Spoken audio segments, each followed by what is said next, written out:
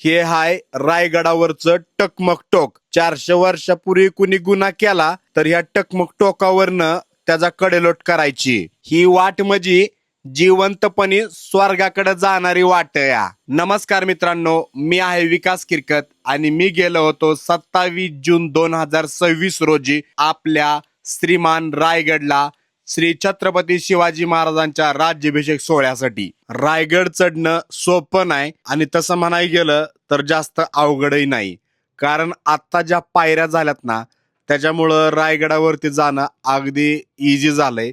चढाई खूप छान आहे, परंतु तुमचं जर वजन जास्त असेल तर तुम्हाला त्रास होणार, जे माझ्या बाबतीत झालंय.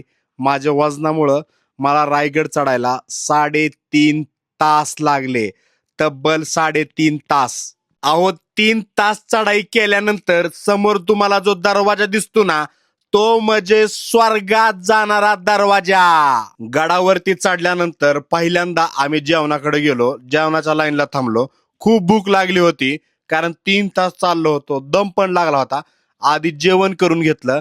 11:30 वाजता जेवण केलं. जेवणामध्ये मसाला राईस, लोणचं आणि पापड हे एकदम चांगलं टेस्टी जेवण होतं. आणि त्यानंतर मी पोचलो होळीच्या माळावरती. आणि होळीच्या माळावरती जे मर्दानी खेळ चालले होते ते पाहून एवढा आनंद होतो, असं वाटतं की आपल्या पण मुलांना असेच खेळ शिकवले पाहिजेत आणि ही कला कुठेतरी जिवंत ठेवली पाहिजे. ही मर्दानी खेळ करणं सोपं नाही. हे एवढं खतरनाक असतात. हे खेळ बघत असताना इथून उठू वाटत नाही, असे खेळ असतात हे मर्दानी खेळ. प्रत्येक मर्दानी खेळ करताना तुमची नजर एकदम तीक्ष्ण पाहिजे आणि तुमच्याकडे तेवढा जिगरा पाहिजे. 26 जूनला रायगडावरती माझा मुक्काम झाला आणि ही 27 तारखेची माझी सकाळ आहे रायगडावरची. रायगडावर सगळ्यांची लगबग सुरू होती आणि मी गेलो आपल्या जगदीश्वर मंदिराकडे आणि छत्रपती शिवाजी महाराजांच्या समाधीकडे. तिथे मी पूर्ण ड्रोन शॉट घेतला आणि सर्वांची गर्दी होती तिथं. सगळेजण दर्शनासाठी येत होते. आम्ही पण दर्शन घेतलं आणि ड्रोन शॉट घेतले. खास तुम्हाला दाखवण्यासाठी ड्रोन शॉट आहेत आणि रायगडावरचा सोहळा दाखवण्यासाठी तुम्हाला हे ड्रोन शॉट देतोय मी. तर हे तुम्ही, जर तुम्ही रायगडावर गेला नसाल तर हे तुम्ही ड्रोन शॉट बघून, आपले व्हिडिओ बघून तुम्हाला मी घर बसल्या पूर्ण रायगडचा आपल्या 27 तारखेचा छत्रपती शिवाजी महाराजांचा राज्याभिषेक सोहळा दाखवतोय. जगदीश्वरापासून ते आपल्या नगारखानापर्यंत पूर्ण रांग होती, मावळे होते. जास्त अशी काही गर्दी नव्हती, पण तिथलं वातावरण एवढं खतरनाक होतं, एवढं डेंजर होतं. उन्हाळ्यात सुद्धा थंडी वाजण्यासारखं रायगडावरचं वातावरण असतं भावांनो. एक नंबर वातावरण असतं.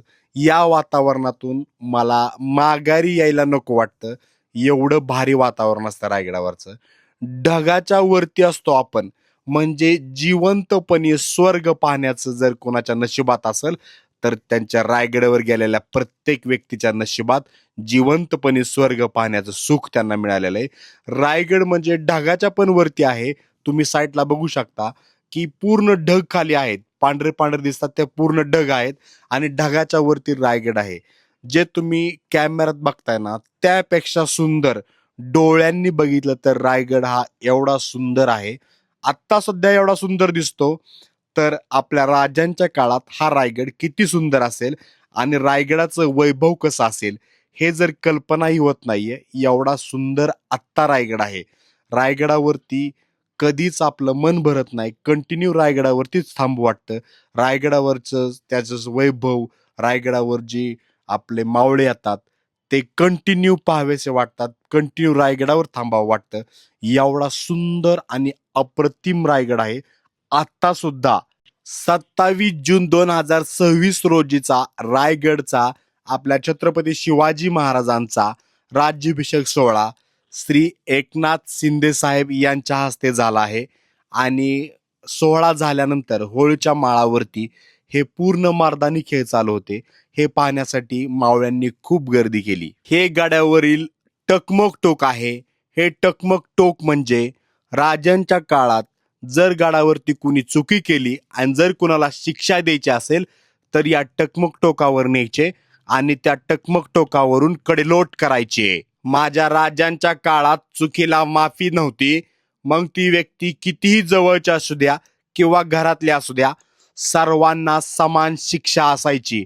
पण आता पैसे दिले की सगळे गुन्हे माफ होतात. गड उतरताना आपले काही फॉलोअर्स भेटले, त्यांच्याबरोबर पण थोडा शूट घेतला आणि गड उतरल्यानंतर मी पोचलो या वाघबीळपाशी, जे की राजेंच्या काळात आपल्या गडावरती नजर ठेवायला, म्हणजेच गडाकडे येणाऱ्या रस्त्यावरती नजर ठेवायला हे वाघबीळ होतं.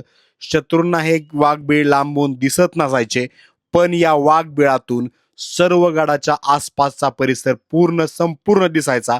त्यावरून पूर्ण टेहाळणी व्हायची. आपल्या गडाकडे कोण येतंय, गडाकडे कोण जातंय, हे पूर्ण या वाघबिळातून पाहिलं जायचं. तुम्हाला व्हिडिओ कसा वाटला हे मला कमेंटद्वारे कळवा. व्हिडिओ आवडला तर लाईक करा आणि पूर्ण रायगड कसा आहे हे आपल्या फॅमिलीला या व्हिडिओ माध्यमातून दाखवा. सर्वांना माझा जय शिवराय.